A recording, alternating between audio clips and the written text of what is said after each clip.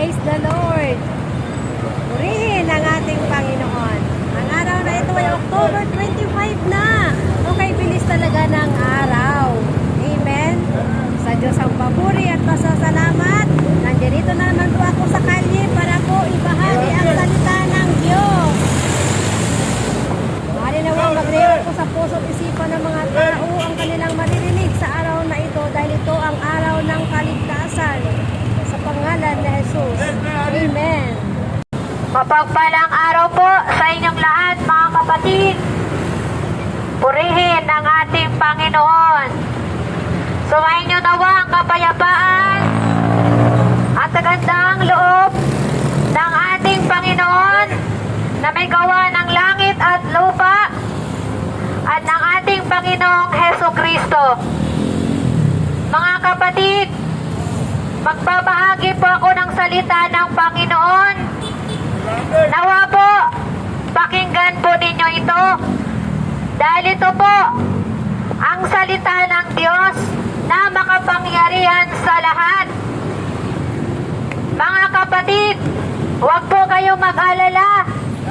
Hindi naman po ako hingi ng pera o anumang mga bagay na meron po sa inyo. Hindi po ako hihingi. At higit po sa lahat, mga kapatid, hindi po ako mamimigay ng sobre para po bibigyan niyo po ng donasyon. Ang salita ng Panginoon ay libre lang po na ipinagkaloob. Kaya sabi po ng ating Panginoong Jesus, makinig ang may pandinig. Yamang tayo po ay binigyan ni God ng 2 tainga. Nawa po, pakinggan po ninyo ang mensahe niya po sa araw na ito.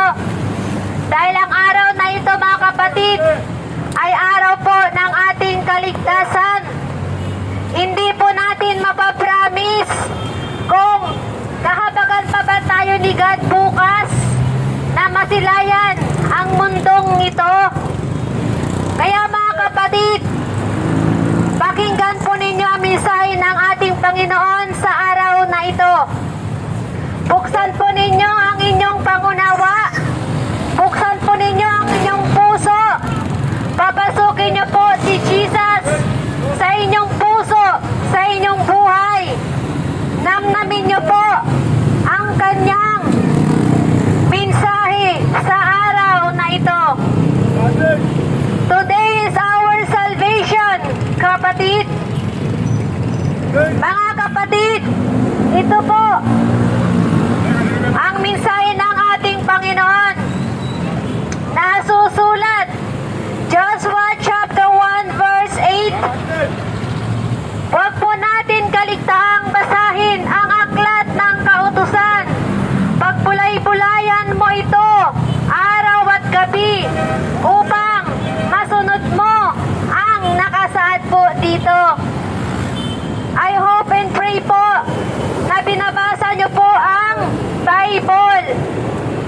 Mga kapatid, Mateo chapter 4 verse 4, hindi lamang nabubuhay ang tao sa tinapay o sa pisikal na pagkain, kundi po sa salita ng ating Panginoon na namumutawi po sa kanyang bibig.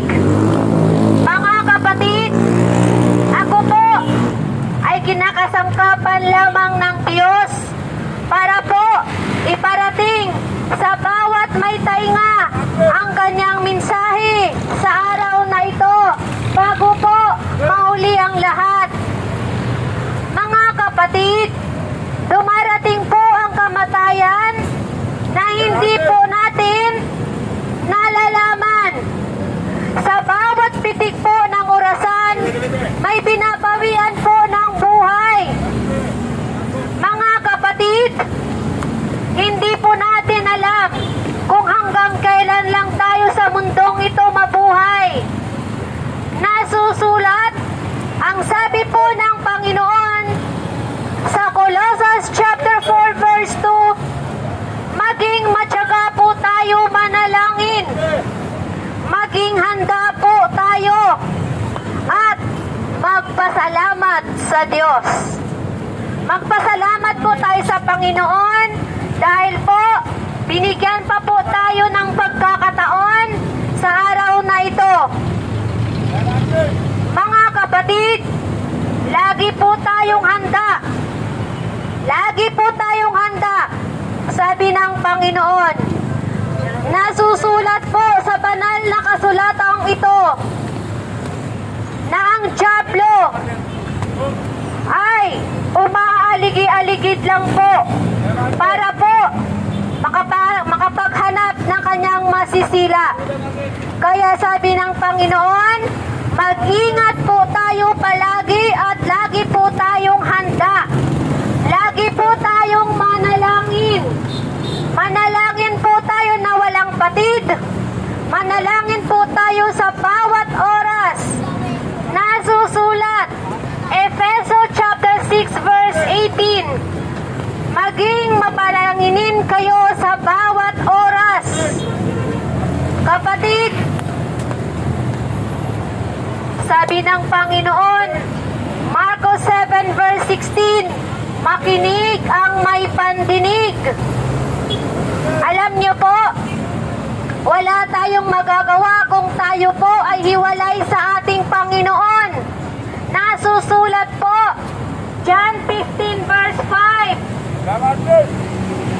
Sabi ni Jesus, wala kayong magagawa kung kayo ay hiwalay sa akin.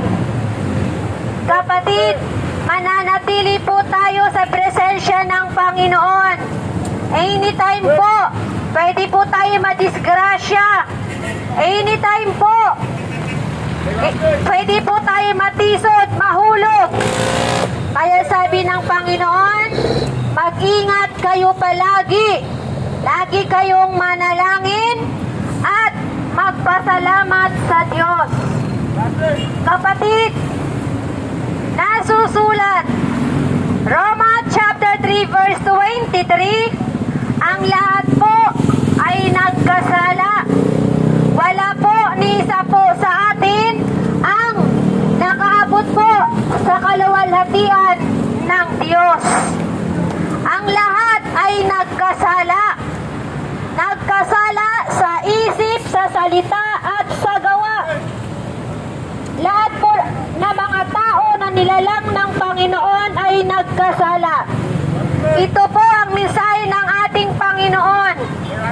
Nasusulat, Gawa chapter 3 verse 19.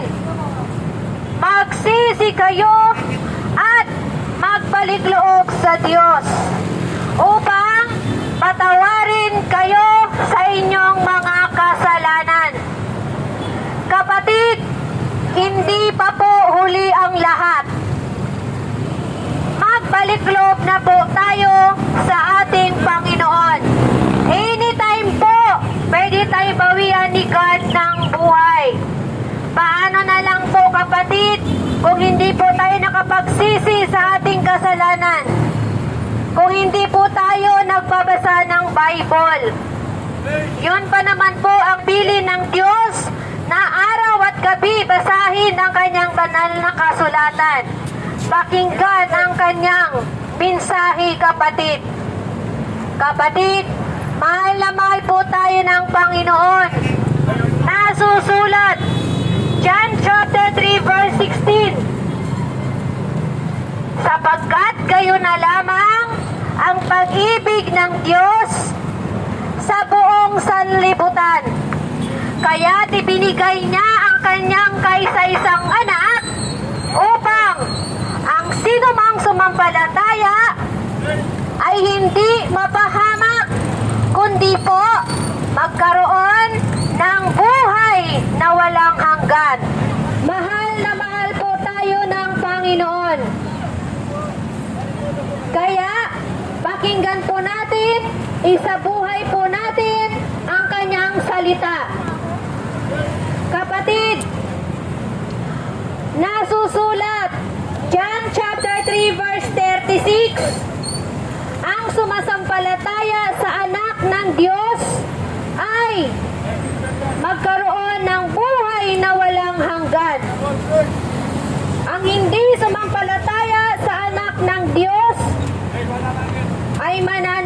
ibinigay sa kanya ang puot ng Diyos. Kapatid, kapag hindi po tayo sumampalataya sa anak ng Diyos, tiyak po ang kaluluwa po natin mapupunta po sa impyerno. Nasusulat, Revelation chapter 20 verse 15, ang hindi masumpungan na pangalan na nakasulat sa aklat ng buhay ay itatapon sa lumalagablab na apoy. Kapatid, sabi ng ating Panginoong Jesus, magbagong buhay po tayo. Basahin po ang kanyang banal na kasulatan. Sa araw na ito, kapatid, magdidilim na po. Alalahanin po natin ang Diyos bago po lumubog ang araw. Nasusulat, Mangangaral chapter 12 verse 1. Alalahanin natin ang Diyos. Alalahanin natin ang lumikha.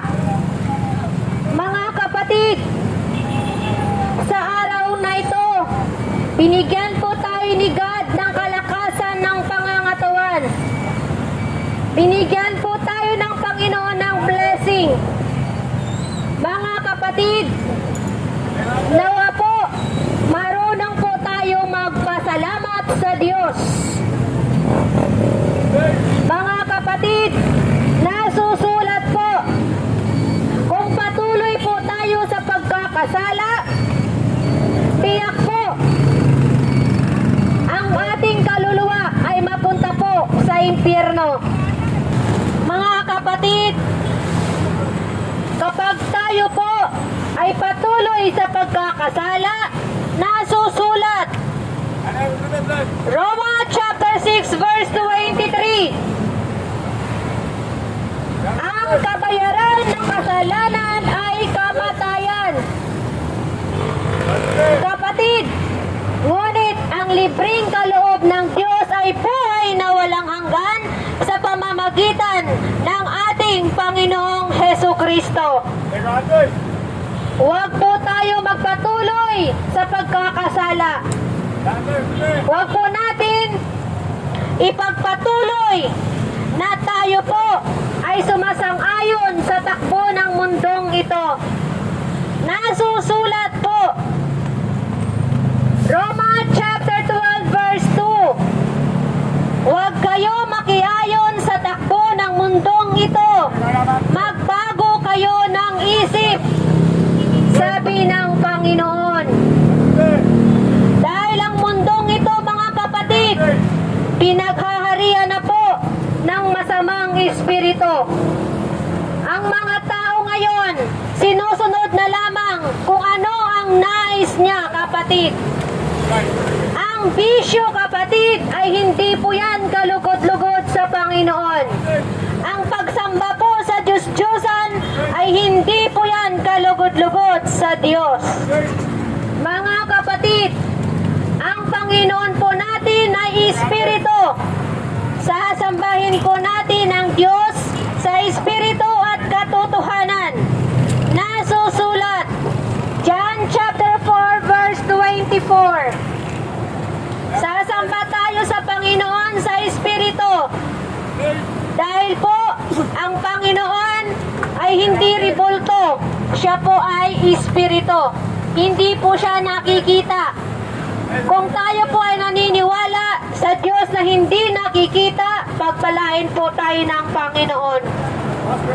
Mga kapatid, hindi pa po huli ang lahat. Hanggat binibigyan po tayo ni God ng pagkakataon, magbagong buhay na po tayo. Amen po. Nasusulat po, Ezekiel chapter 33 verse 11. Wika ng Panginoon, hindi siya nasisiyahan sa mga tao na mamamatay sa kanyang kasamaan. Ang nais ng Diyos, tayo po ay magbagong buhay. Magbagong buhay na po tayo, mga kapatid.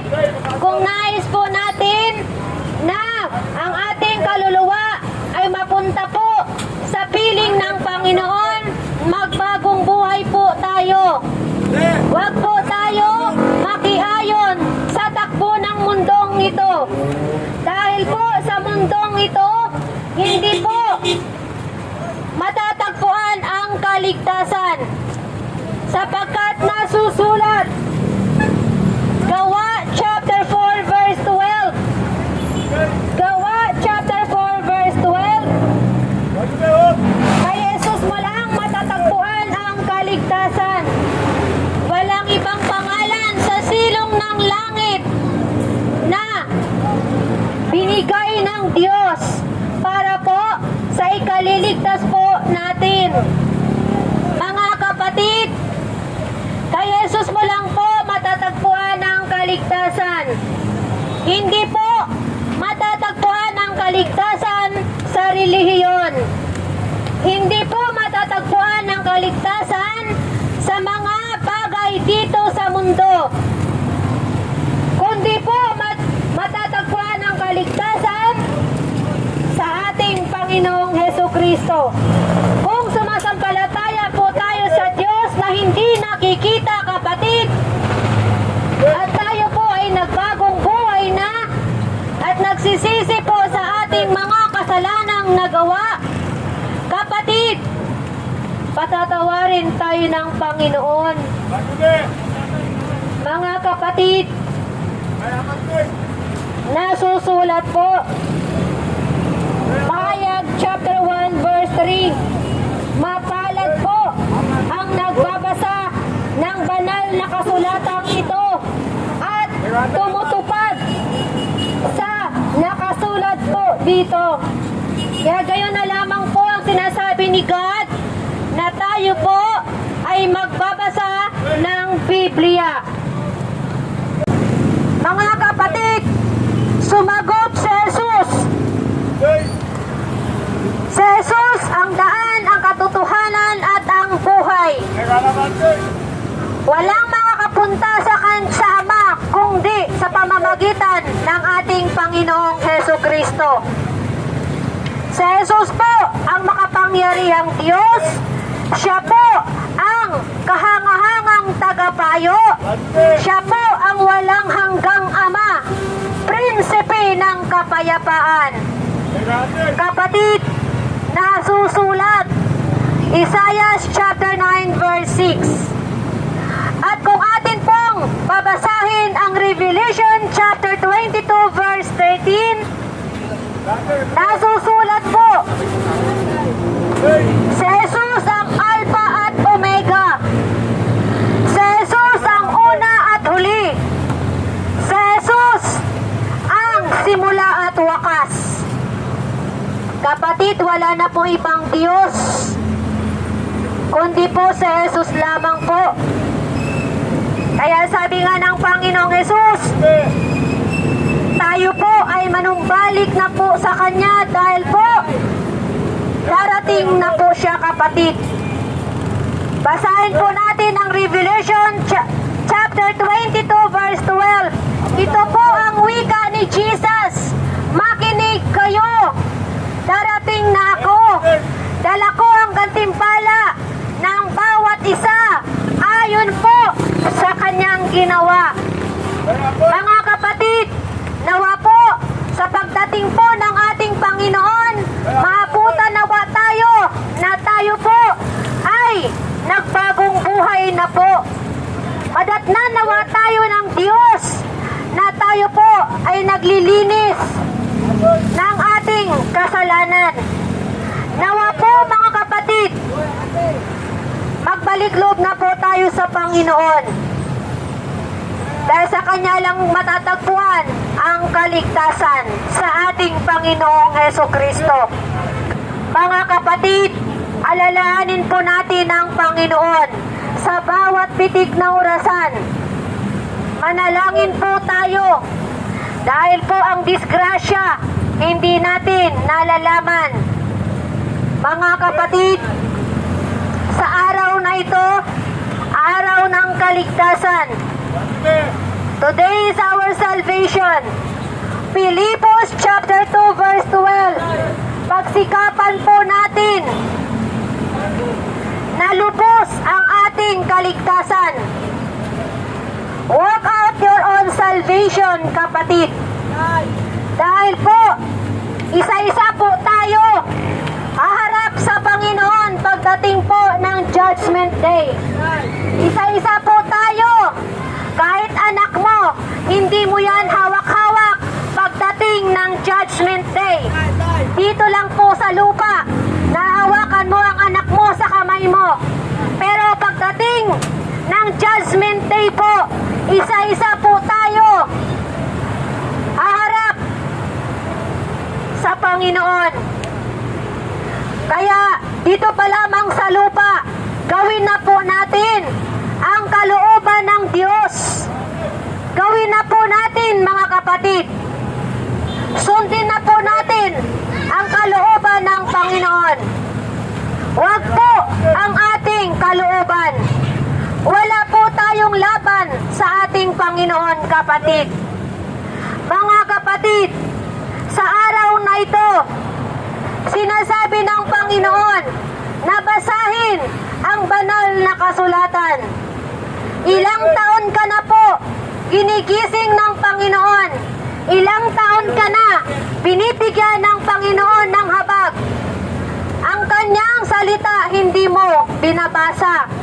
Darating po ang panahon, kapatid, na wala na pong Biblia na mababasa, kapatid. Sa ngayon pa nga lang po, kumakalat na po sa social media. Pinupunit ang Biblia. Sinusunog ang Biblia, kapatid.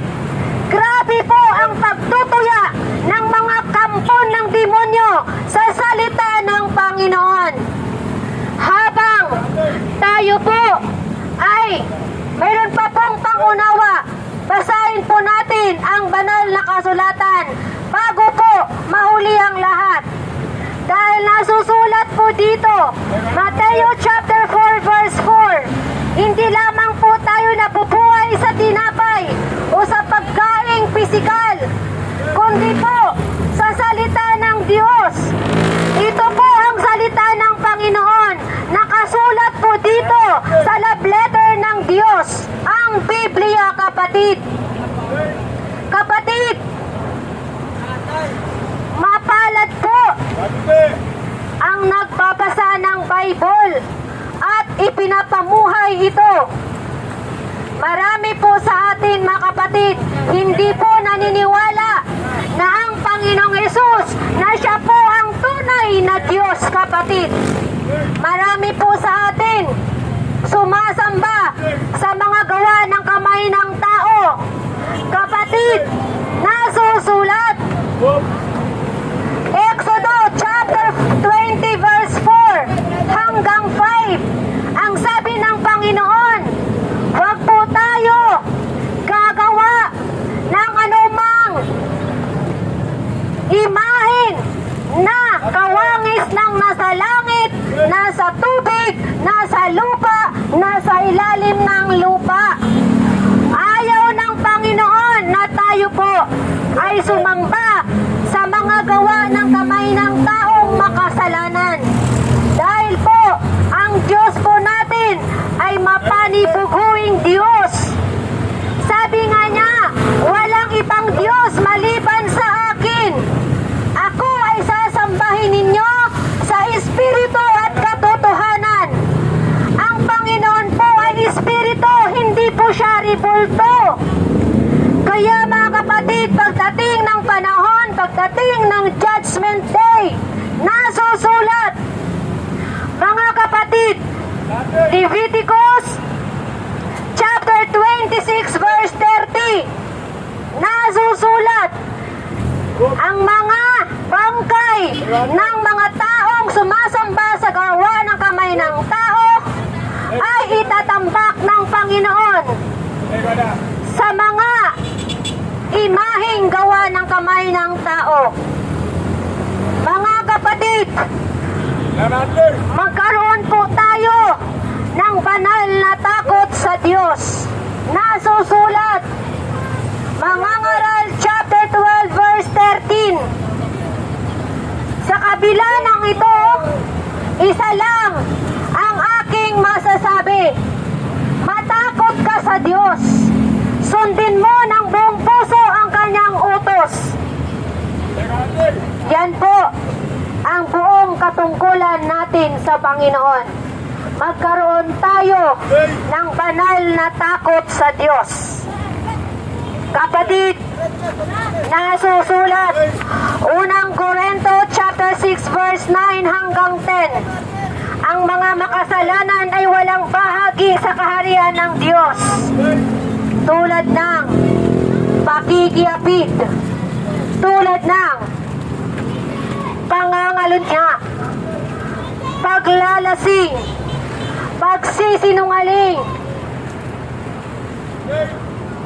ang panlalait, kapatid, ang pagsamba sa mga Diyos-Diyosan na gawa ng kamay ng tao, ang mga sakim, walang bahagi sa kaharian ng Diyos.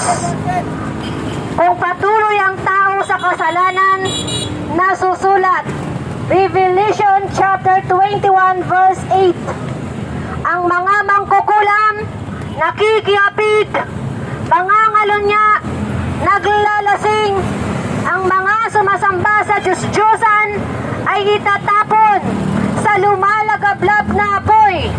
Ngayon ang pangalawang kamatayan. Kapatid, hindi po yan Diyos ang inyong niluluhuran. Nilalayan po ng sampagita, hindi po yan ang Diyos. Ang Diyos ay Espiritu. John chapter 4 verse 24, basahin po natin. Unawain po natin ang salita ng Diyos. Maliwanag po. John 4 verse 24. Siya po ay Espiritu. Ang Diyos ay Espiritu, hindi ribulto, kapatid. Mga kapatid, binibigyan tayo ng pagkakataon ng Panginoon na pagsisisihan ng ating kasalanan. Nagtitimpi lang po ang Diyos. Nagtitimpi ang Diyos, kapatid. Huwag po natin ubusin ang pagtitimpi ng Panginoon. Wala tayong laban sa salita ng Diyos. Nasusulat, Isaiah chapter 40 verse 6. Ang sabi ng Panginoon, magpahayag ka. Ang mga tao sa mundong ito, sabi ng Diyos, ang buhay ninyo ay maitulad lamang sa damo na nalalanta. Ang buhay ng tao dito sa mundo, sabi ng Diyos, parang katulad ng bulaklak na natutuyo. Kapatid, gayon din po nasusulat Santiago chapter 4 verse 14. Ang buhay natin dito sa mundo ay biglang lumilitaw na parang usok at pagkatapos ay mawawala. Ganon ang buhay natin, kapatid. Wala tayong laban sa Diyos. Kahit gaano ka pa po kayaman, kahit gaano ka pa ka-sexy, kahit gaano ka man kagwapo, kung gaano man kaganda ang damit mo, kapatid, kung wala kang pananampalataya sa Panginoon, sabi ng Diyos, Pangangaral chapter 1 verse 1, walang kabuluhan. Walang kabuluhan, kapatid. Nasusulat din po sa Leviticus chapter 19 verse 28. Ito po ang sinasabi ng Diyos. Huwag po tayo maglagay ng mancha sa ating katawang lupa, sa ating balat. Huwag natin mantsahan. Dahil sinasabi ng Panginoon, huwag kayo maglagay ng tato sa inyong balat. Hindi po nalulugod ang Diyos kapag ilagyan po natin na mancha ang ating katawang lupa. Ngayon po, kung ikaw po ay may tato, lumapit ka na po kay God. Magsisi na po. Aminin po natin na tayo po ay nagkasala. Dahil nasusulat po, unang Juan chapter 1 verse 9 po, kung ipapahayag po natin ng ating labi ang ating kasalanan sa ating Panginoon at tayo po ay magpakumbaba, kapatid, lilinisin po tayo ng Diyos sa ating mga kasalanan. kasalanan. Sumampalataya po tayo sa ating Panginoong Hesus. Nasusulat, Roma chapter 10 verse 9. Kung ipahayag po natin ng ating labi na ang Panginoong Hesus, na siya po ang Diyos, na pinuhay ng Diyos Ama, at sumampalataya po tayo sa Kanya, kapatid, maliligtas ka sa apoy ng impyerno pagdating ng paghuhukom. Kapatid, dalawa po ang ating pupuntahan, langit o impyerno. Binigyan tayo ng Panginoon ng free will. Binigyan tayo ni God ng freedom. Nawa po mga kapatid ko, mga minamahal kong kaibigan, kapatid, nawa po, gagamitin po natin ang kalayaan sa kabanalan. Mga kapatid, hindi pa po huli ang lahat. Gamitin po natin ang free will, ang freedom na binigay ng Diyos sa atin sa kabanalan. Itigil po ang pagsisinungaling.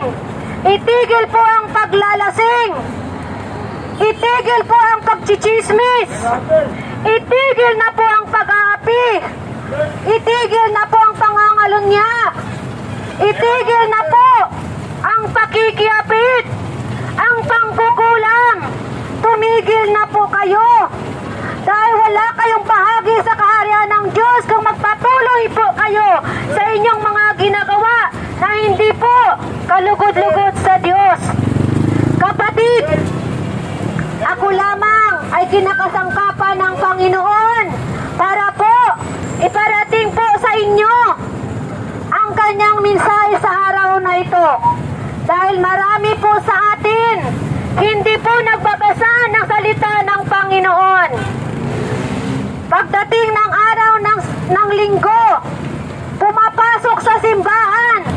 Pero pag uwi ng bahay, balik na naman sa bisyo. Kapatid, huwag po tayong ganyan. Isang oras lang banal. Lahat po ng ating ginagawa, nasusulat po sa mga ngaral, chapter 12, verse 14. Ang lahat po ng ating ginagawa, hayag man po yan o lihim, masama man yan o mabuti, lahat po ay ipagsusulit natin sa Diyos pagdating ng paghuhukom. Kapatid, repent! Matthew chapter 4 verse 17. Repent, people of God! Repent! For the kingdom of heaven is at hand, kapatid.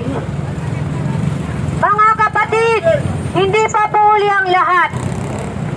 Yung iba po sa atin hanggang ngayon po, hindi na po binigyan ng Diyos na magising. Nandoon na po sila sa kabaong. Hindi na po binigyan ng Lord ng pagkakataon. Pero tayo po, binigyan tayo ni God ng pagkakataon na mabuhay. Pagsikapan po natin na ang kalooban niya ang susundin, kapatid. Susundin po natin ang kalooban ng Panginoon, hindi ang ating kalooban. Lagi po natin i-priority ang Diyos. Nasusulat po, Matthew chapter 6 verse 33. Seek first the kingdom of God. Seek po natin ang kanyang katwiran upang idadagdag na lamang ni God kung ano po yung ating pangangailangan. Kaya, seek first the kingdom of God. Basahin po natin ang Biblia. Ipamuhay po natin ang salita ng Diyos para po maligtas po tayo sa apoy ng impyerno pagdating po ng Judgment Day, kapatid. We are living in the last days, kapatid. Marami na po ang nagaganap, mga kapatid. Lingid po sa ating kaalaman. Talagang namamayagpag po ang kampo ng demonyo sa mundong ito sa panahon po ngayon, mga kapatid. Repent, people of God, before it's too late. Jesus is coming. dito na lang po at maraming salamat po sa inyong pakikinig. Pagpalain po ng ating Panginoon ang lahat po na nakikinig sa salita ng Diyos. To God all be the glory. Amen.